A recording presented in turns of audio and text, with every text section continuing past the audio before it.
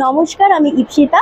Bright time থেকে সকলকে স্বাগত জানাই। আজকে যে ভিডিওটা তুলে ধরবো তোমাদের সাথে সেটা হলো বইয়ের মেলা, লর্ড অফ দ্য বক্স। আর যেখানে বিভিন্ন ধরনের হচ্ছে বইয়ের সঙ্গম আছে। আর বইয়ের এই মেলাতে, এই বুক ফেয়ারে তোমরা কি কি বই দেখতে পারবে সেটা আজকে ব্রাইট টাইম চ্যানেলের মাধ্যমে তোমাদের তুলে ধরবো।